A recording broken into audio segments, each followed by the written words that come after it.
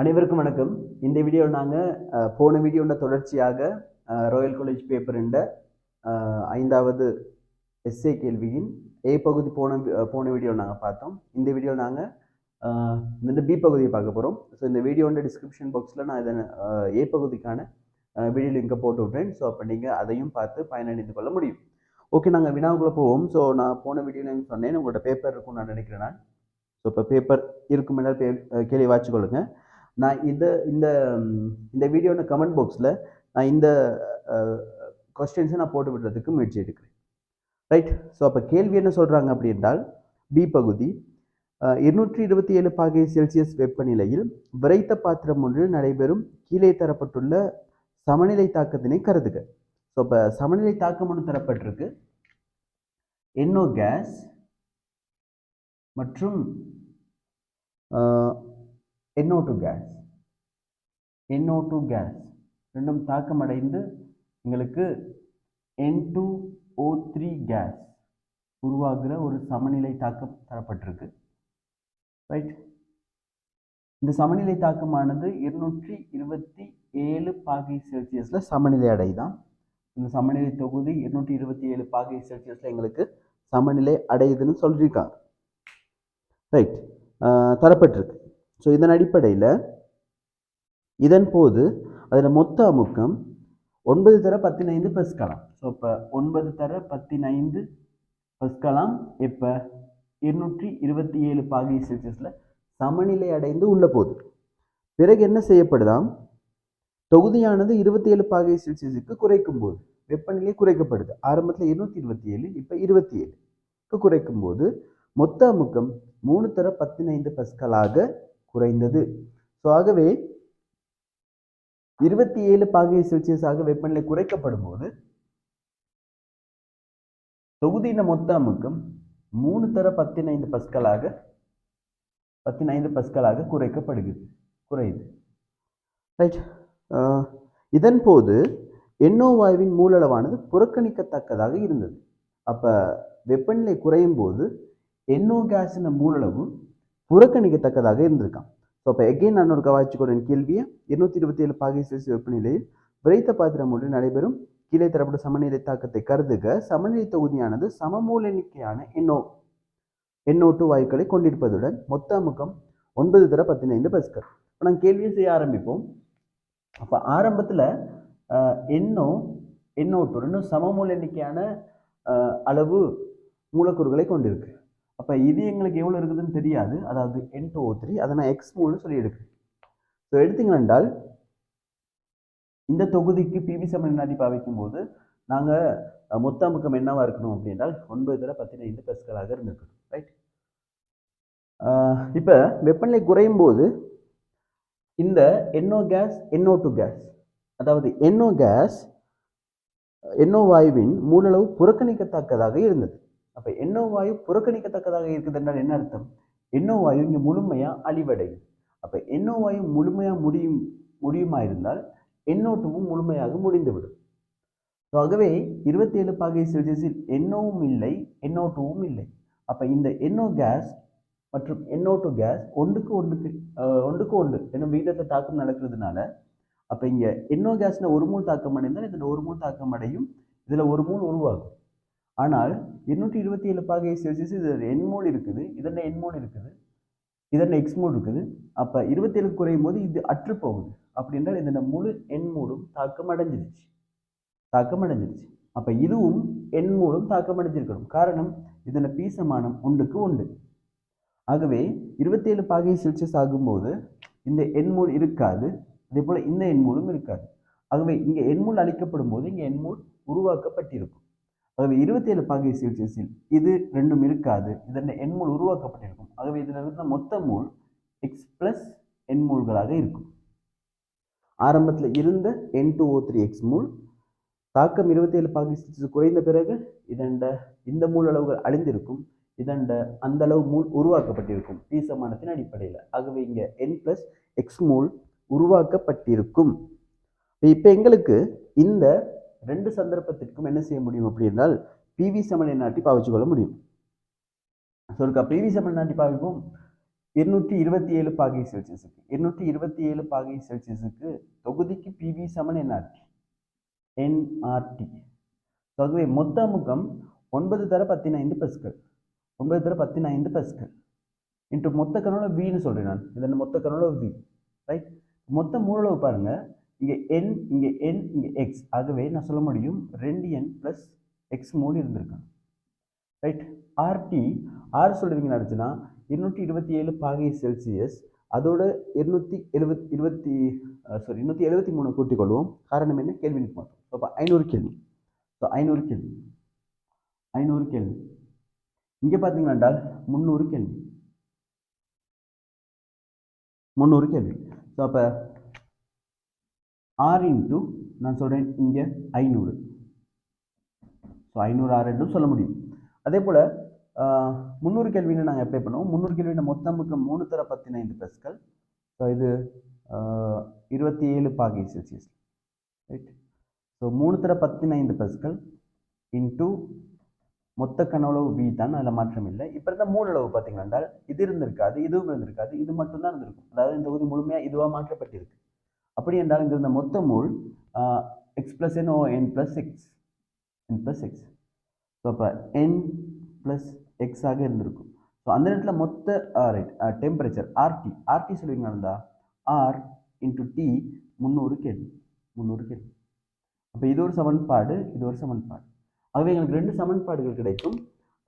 227 பாகை செல்சியஸில் ஒரு சமன்பாடும் 27 பாகை செல்சியஸில் ஒரு சமன்பாடும்.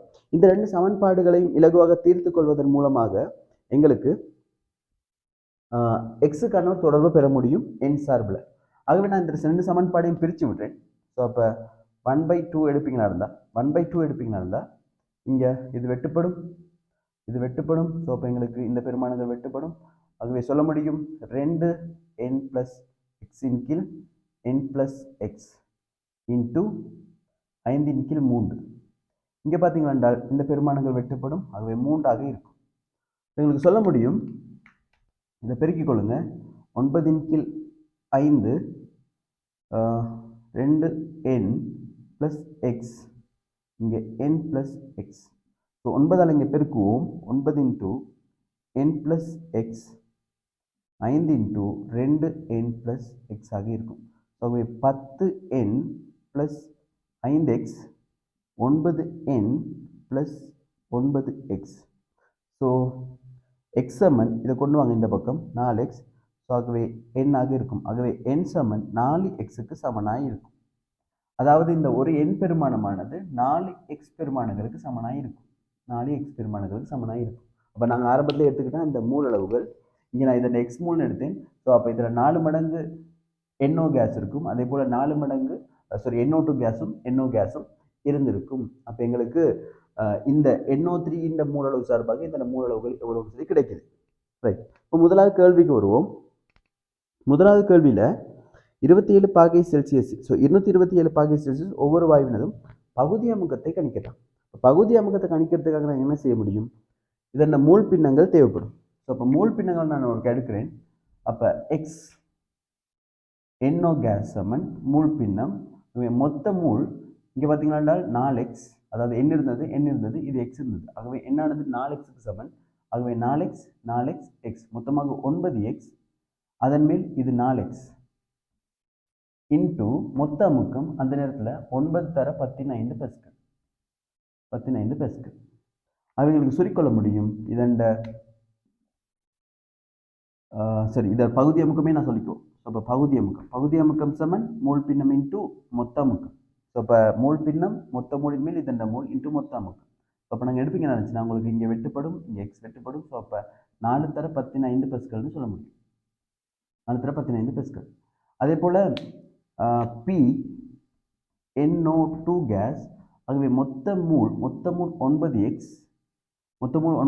அதில் NO2 கேஸ் மூலளவு 4x இன்ட்டு மொத்த அமுக்கம் 9 தர 15 பஸ்கல். ஸோ இங்கேயும் பார்த்தீங்கன்னா வெட்டுப்பட்டுக்கலாம். சொல்ல முடியும் 4 தர 15 பஸ்கல், ரைட். அதே போல் PN2O3 மூலளவு சொல்ல முடியும். அதன் மொத்த மூல், அதாவது தொகுதியின் மொத்த மூல் 9x, அதன் மூலளவு எக்ஸ் இன்டூ 9 தர 15 பஸ்கல். அவைங்களுக்கு சுருக்கொள்ள முடியும் 1 தர 15 பஸ்கலாக இருக்கும். 1 தர 15 பஸ்கல்களாக இருக்கும். ஸோ இது அவங்களோட பகுதி அமுக்கங்களாக இருந்திருக்கும். ரைட், அடுத்த கேள்வி கேபி மற்றும் கேசி என்பவற்றை கணிக்க. இப்போ கேபி எங்களுக்கு எழுத முடியும். ரைட், நான் இந்த இடத்துல கேபி செய்து சரி இப்போ கேபி எழுதலாம். கேபி சமன் யார்? பகுதி அமுக்கம் N2O3 கேஸ், அதன் கீழ் பகுதி அமுக்கம் NO கேஸ் இன்ட்டு பகுதி அமுக்கம் NO2 கேஸ் சொல்லலாம். எங்களுக்கு பகுதி அமுக்கங்களை நாங்கள் பிரதியிடுவோம். NO3 கேஸ் இந்த பகுதி அமுக்கம் 1 தர 15 பஸ்கல். ரைட், NO கேஸ் 4 தர 15 பஸ்கல். அதே போல NO2 கேஸ் 4 தர 15 பஸ்கல். ரைட், ஸோ அப்போ எங்களுக்கு இதெல்லாம் சுருக்கொள்ளுவீங்களா இருந்தால் இதை சுருக்கிக்கலாம். சுருக்கினீங்களா உங்களுக்கு விட வர முடியும். உங்களுக்கு கேபி சமன் 1/16 1/16 10⁵ பெஸ்கல் -1 இருக்கும். பெஸ்கல் விட்டுப்படும், ஒரு பெஸ்கல் மேலே போகலாம், பெஸ்கல் -1. ஸோ இதை நீங்கள் சுருக்கிட்டீங்களா இருந்தால் உங்களுக்கு ஒரு விட சொல்லலாம். கேபி சமன் 6.25 தர 10⁵7 பெஸ்கல் -1 இருந்திருக்கும் கேபி. ரைட், ஸோ அப்போ இலகுவாக சுருக்கல்களை செய்து கொள்ளணும். ரைட், அடுத்தபடியாக கேசியை கண்டுக்கணும். கேசி ஸோ நான் இந்த இடத்துல செய்வோம். ஸோ கேசி சமன் நம்ம சொல்ல முடியும் கேபி சமன் கேசி இன்டூ ஆர்டியின் டெல்டா எண்ணாம் அடுக்கு. டெல்டா எண்ணாம் அடுக்கு. ஸோ இங்கே டெல்டா என் பார்த்தீங்கன்னா விளைவு மைனஸ் தாக்கி. ஸோ அப்போ கேசி ஆர்டியின் -1 அடுக்குன்னு இருக்கும். இங்கே 1 இங்கே 2. ஸோ கழிச்சு விட்டீங்க என்றால் 1 - 2 -1. Right, KP. ஆகவே கேசியை சொல்ல முடியும். கேசி சமன் கேபி இன்டூ ஆர்டின்னு சொல்லலாம். ஸோ கேபி எவ்வளவு? 6.25 தர 10⁵7 நான் அழகு பிரதித்துக் கொள்வோம். கடைசியாக ஆர்டின்னு சொல்லும்போது 8.314 இன்டூ டெம்பரேச்சர் 227 பாகை செல்சியஸில் கேட்குறாங்க. அதாவது 500 கேள்வி. ஸோ விடயங்களுக்கு வரப்போகுது. ஸோ விடயங்களுக்கு சுருக்கி எடுத்துக்கொள்வீங்க இருந்தால் 2.59 தர 10⁵3. கடைசியாக நீங்கள் யோசிச்சு பாருங்கள். இதன் அழகுக்காக இங்கே பாருங்க என்றால் மூல் டெசிமீட்டர் -3, மூல் டெசிமீட்டர் -3, இங்கே mole decimetre -3, mole decimetre -3. So mole வர்க்கம் டெசிமீட்டர் -6 ஆக இருக்கும். ஸோ அப்போ இதை சுருக்கிக்கலாம், இதையும் சுருக்க முடியும். ஸோ உங்களுக்கு அழகு சொல்ல முடியும். யூனிட் சொல்லலாம். மூல் -1 டெசிமீட்டர் கியூபாக இருக்கும். டெசிமீட்டர் கியூபாக இருக்கும் அலகு, கேசிக்கான அலகு. ஸோ அப்போ எங்களுக்கு முதல்ல இந்த கோவையின் அடிப்படையில் 2 பிவி சமன் எனாட்டிகளை எடுத்துக்கிட்டு நாங்கள் இருந்த மூலளவுகளுக்கான தொடர்புகளை எடுத்துக்கிட்டு நாங்கள் பகுதி அமுக்கம் கண்டுபிடிச்சி கேபி சார்பாக கேசியையும் கணிக்க முடியும் இலகுவாக. ரைட், அடுத்த கேள்வி கேட்குறாங்க. முன்முக தாக்கத்திற்கான ΔH ΔS ஆகியவற்றின் குறியினை காரணங்கள் தந்து உய்த்தறிக. இப்போ ΔH ΔS என்பவற்றின் குறியினை காரணங்கள் தந்து உய்த்தறியட்டும். இதை நான் அளிக்கிறேன். ரைட், அப்போ இதில் உங்களுக்கு விளங்குது டெம்பரேச்சரை குறைக்கும் போது 227 பாகை செல்சியஸ்லேருந்து 27 பாகை செல்சியஸாக குறைக்கும் போது NO கேஸ் முழுமையாக அற்று போகுதுன்னா NO கேஸ் இல்லாமல் போகுது. அதாவது தாக்கம் முன்முகமாக நகர்ந்துருக்கு. அப்போ வெப்பநிலை குறைக்கப்படும் போது தாக்கம் முன்முகமாக நகருது. அப்போ வெப்பநிலை குறைக்கும் போது தாக்கம் முன்முகமாக நகரணுமா இருந்தால், அல்லது வெப்பநிலை குறைக்கும் போது தாக்கம் நகரணுமா இருந்தால் வெப்பநிலை கூட்டுற திசையில் நகருது. இப்போ வெப்பநிலை கூட்டுற திசையில் தாக்கம் நகருது. அப்போ இங்கே வெப்பநிலை கூட்டுற திசை இந்த திசையாக இருந்திருக்கணும். ஸோ அப்போ வெப்பநிலை கூட்டணுமா இருந்தால் இந்த திசை புறவெப்பமாக இருந்திருக்கணும். ஸோ அப்போ இங்கே ΔH மைனஸில் இருக்கணும். அந்த குறி மைனஸாக இருக்கும். இன்னொரு ரீசன், வெப்பநிலையை குறைக்கும் போது இது அற்று போய் இது உருவாகுது. அப்படி என்றால் தாக்கிகள் உருவாகுது. அப்போ முன்முக தாக்கம் நடக்குது. அப்போ எங்களுக்கு வெப்பநிலை குறைக்கும் போது வெப்பநிலை கூட்டுற திசையில் தாக்கம் நிகழணும், வெச்சிட்டு லேயர். ஸோ அப்போ வெப்பநிலை கூட்டுற திசையில் தாக்கம் நிகழணும் என்றால் அந்த தாக்கம் புறவெப்பமாக இருக்கணும். ஏன்னா இங்கே வெப்பநிலை குறைக்கப்படுது. வெப்பநிலை கூட்டும் போது தாக்கம் முன்முகமாக நகர்ந்திருந்தால் அது குறைக்கிற திசையில் தாக்கம் நகர்ந்திருக்கணும், அகவெப்ப தாக்க திசையில் தாக்கம் நகர்ந்திருக்கணும். அதாவது அப்போ டெல்டா H ப்ளஸ்னு வந்திருக்கு. இப்போ யோசிச்சு பாருங்க, டெம்பரேச்சர் குறைச்சிருக்காங்க, ஸோ அப்போ தாக்கம் முன்முகமாக நகருது. அப்போ டெம்பரேச்சர் கூட்டணும், அந்த தாக்கம் முன்முக தாக்கம் அது மைனஸாக இருக்கணும், புறவெப்பமாக இருந்திருக்கணும். ரைட். இப்போ டெல்டா எஸ்ன்னு சொல்லும்போது வாயுக்களை எண்ணிக்கை வச்சு சொல்ல முடியும். இங்கே வாயு மூலக்கூறுகளுடைய எண்ணிக்கை 1, இங்கே வாயு மூலக்கூறுகளுடைய எண்ணிக்கை 2. ஆகவே டெல்டா எஸ் பெருமானமும் என்னன்னு வரப்போகுது, மைனஸ்னு வரப்போகுது. என்ன காரணம்? இறுதி தொகுதியில் வாயு மூலக்கூறுகள் எண்ணிக்கை குறைவு ஆரம்ப தொகுதியை விட. அப்போ எழுந்தமான தன்மை இங்கே குறைஞ்சிருக்கும் ஆரம்ப தொகுதியை விட. ஆகவே டெல்டா எஸ்ஸும் மைனஸ், அதே மாதிரி டெல்டா ஹெச்சும் மைனஸ், வாயுக்களுடைய எண்ணிக்கை குறைவடைவதனால டெல்டா எஸ் மைனஸ். அடுத்தபடியாக வெப்பநிலையானது 27 பாகை செல்சியஸிலிருந்து 227 பாகை செல்சியஸிலிருந்து 27 பாகை செல்சியஸ்க்கு உயர்வடையும் போது குறைவடையும் போது சமநிலை தானத்தில் ஏற்படும் மாற்றத்தினை விளக்கு. ரைட். ஸோ அப்போ 27 பாகை செல்சியஸ்லிருந்து 227 பாகை செல்சியஸ்லிருந்து 27 பாகை செல்சியஸ்க்கு வரும்போது சமநிலை தானமானது முன்முகமாக தாக்கிகள் சார்பாக நகர்ந்திருக்கு.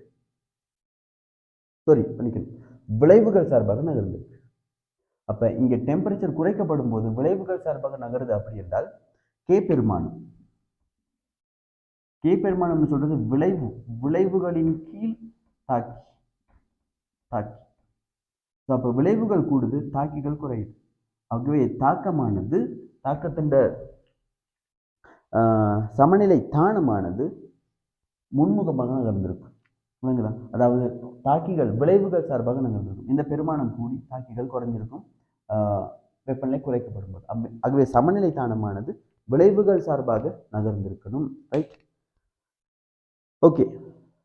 அடுத்தது 27 பாகை செல்சியஸில் T1 நிலும் T1 227 பாகை செல்சியஸில் 27 பாகை செல்சியஸில் T2விலும் கிப்ஸ் சுயாதீன சக்தி எதிர் NO கேஸின் மூல் பின்னம் வரைபினை ஒரே வரைபில் வரைந்து குறிக்க டெல்டா எச் என்பன வெப்பநிலையில் தங்கிராதது என கொள்க. ஓகே. ஸோ அவங்க டெல்டா ஜிக்கான கிராஃப் பற்றின விளக்கம் 2017 MCQ அடிப்படையில் நான் நம்ம சேனலை அப்லோட் பண்ணியிருக்கேன். நீங்கள் அந்த ஒரு விளங்கி கொள்ள முடியும். ஆகவே டெல்டா ஜின்னு சொல்லும்போது அது சுயாதீன தன்மையை குறித்து காட்டும். இதில் எங்களுக்கு இது தாக்கியா இருக்கும், இது விளைவாக இருக்கும். விளைவு. ஸோ அப்போ இங்கே தாக்கியாக யார் எடுக்கட்டாம்? மூல் பின்னம் NO2 கேஸை எடுக்கட்டாம். ரைட். அப்போ இங்கே தாக்கியாக மூல் பின்னம் NO2 கேஸ் எடுக்கட்டாம். அப்போ ஆரம்பத்தில் என்ன திசையில் என்ன மாதிரியாக இங்கே மாறப்போகுது, அதான் கருத்து. ஸோ அப்போ ஆரம்பத்தில் டெம்பரேச்சர் 227 பாகை செல்சியஸ். அந்த சந்தர்ப்பத்தில் இருக்கக்கூடிய வெப்பநிலை T1 எடுக்கட்டும். இது T1, இது T2. அப்போ T1 மற்றும் T2 வெப்பநிலைகளில் கிப்ஸ் சக்தி மாறலை வரைஞ்சி காட்டணும். ஆகவே இங்கே G இருக்க போது G7, அதாவது கிலோ ஜூல் மூல் -1 அழைக்கப்படுது. ரெண்டுமே அதே பெருமானம், கிலோ ஜூல் மூல் -1. இப்போ தாக்கி விளைவுகளுக்கு இடையில எடுக்கக்கூடிய அந்த பெருமானம் டெல்டா ஜியாக இருக்கும். எனக்கு சொல்லுங்க, ஆரம்பத்தில் இது 2 தொகுதியுமே இருந்தது. அதாவது இதண்ட 4x இருந்தது, இதில் 4x இருந்தது, இதண்ட x இருந்தது. அப்போ 27 பாகை செல்சியஸில் அதிகமாக என்ன இருந்தது? தாக்கிகள் தான் இருந்தது. அப்போ தாக்கிகள் சார்பாக தான் தொய்வு இருந்திருக்கணும். சரி, ரைட். டெல்டா ஜியை பற்றி வச்சு பார்ப்போம். டெல்டா ஜி சமன் delta H minus T into delta S. இப்போ இந்த தொகுதியில் டெல்டா H மற்றும் டெல்டா எஸ் ரெண்டுமே என்னது? மைனஸ் பெருமானம், மைனஸ். ஆகவே இதுவும் மைனஸ், இதுவும் மைனஸ். ஆகவே டெம்பரேச்சர் யோசிச்சு பாருங்க, ஆரம்பத்தில் T1 பெருசு, அப்போ பெருசாகும் போது மைனஸ் இன்ட்டு மைனஸ் ப்ளஸ் ஆகி தாக்கத்தின் டெல்டா ஜி குறைந்த மைனஸாக இருந்திருக்க முடியும். குறைந்த மைனஸ், ரைட். மைனஸ் குறைவாக இருக்கும். டெல்டா ஜி தாக்கம் சுயமானது, ஆனால் டெல்டா ஜி சுயாதீனத்தன்மை, அதாவது சுயத்தன்மை குறைவாக இருக்கும். ரைட். இதுவே இரண்டாவது சந்தர்ப்பத்தில் இதுவும் மைனஸ், டெல்டா எஸ்ஸும் மைனஸ், டெம்பரேச்சர் குறைக்கப்பட போகுது T2ல குறைக்கப்பட போகுது. குறையும் போது இதன் பெருக்கம் சின்ன பிளஸ் சிறிய பிளஸ். முதல்ல பெரிய வெப்பநிலை பெரிய பிளஸ், ஆகவே இதன் விளைவுள் குறைந்த மைனஸாக இருந்திருக்கும். என்னடா தாக்கம் சுயாதீனமாக நடக்கணுமே, ரைட்? இப்போ டெம்பரேச்சர் நல்லா குறைஞ்ச பிறகு இதன் பெருக்கம் ப்ளஸ் ஆகி, அதாவது சிறிய ப்ளஸ். ஸோ இப்போ இங்கே பார்த்தீங்கன்னா பெரிய மைனஸ், அப்போ விளைவுளாக மைனஸ் பெருசாக இருக்கும். அப்போ பெரிய மைனஸாக இருக்கும். அப்போ டெம்பரேச்சர் குறைக்கப்படும் போது தாக்கத்தின் சுயாதீன தன்மை இங்கே அதிகரிக்குது, ரைட்? அதாவது டெல்டா H அந்த மைனஸ் வேல்யூ கூடுது, ரைட்? இப்போ மைனஸ் வேல்யூவில் டெல்டா ஜி கூடுது. டெல்டா ஜின்ற பெருமானம் மைனஸ் ஜியில் கூடுது, மைனஸில் கூடுது. ஆகவே நான் சொல்கிறேன், இது 227 பாகை கிராஃப். அப்போ நான் சொல்ல முடியும், இப்படி சொல்ல முடியும். இப்போ ஆரம்பத்தில் பார்த்தீங்கன்னா குறைந்த டெல்டா ஜி பெருமானம் மைனஸில் சின்ன பெருமானமாக இருக்கும். இப்போ டெல்டா ஜி பெருமானம் மைனஸ்லேயே பெரிய பெருமானமாக இருந்திருக்கும். அப்போ எங்களுக்கு சொல்ல முடியும், இப்படி சொல்லுவீங்களா இருந்தால். ஸோ ஆரம்பத்தில் பார்த்தீங்கன்னா இந்த அளவு குறைவு இருக்குன்னு சொல்லுவோம். அதாவது இந்த விஷயம், இந்த இடம், இது T1 வெப்பநிலைக்கானது. யார் சார்பாக இருந்திருக்கணும்? அதாவது இவங்க சார்பாக, XNO2 சார்பாக இருந்திருக்கணும். ஏன்னா 4x இங்கே x. டெம்பரேச்சர் T2க்கு குறைக்கப்பட்ட பிறகு தாக்கிகளோட சுயாதீனத்தன்மை குறைஞ்சிருக்கும். ஏன்னா டெம்பரேச்சர் தானே. அப்போ வெப்பநிலை குறையும் போது ஜின்ற பெருமானம் குறைவடையும். ஆகவே அது குறைவடைஞ்சிருக்கும். சேம் டைம் விளைவுகள் சார்பாகவும் நகர்ந்திருக்கு. அப்போ கிராஃப் இந்த பக்கம் தொய்வடையும். இருப்பினும் இந்த டிஃபரன்ஸ் பார்த்தீங்கன்னா பெருசாக இருக்கும். அப்போ நான் சொல்கிறேன், அது இந்த அளவுக்கு வந்திருக்கலாம். இப்போ பார்த்தீங்கன்னா இந்த டிஃபரன்ஸ் எங்களுக்கு பெருசாக இருக்கும், ரைட்? ஸோ அப்போ இது T1 வெப்பநிலைக்குரிய கிராஃப். இது பார்த்தீங்கன்னா T2 வெப்பநிலைக்குரிய கிராஃபாக இருக்கலாம். இது கீழே வர முடியும். ஸோ அப்போ இப்படி வரைவோம்.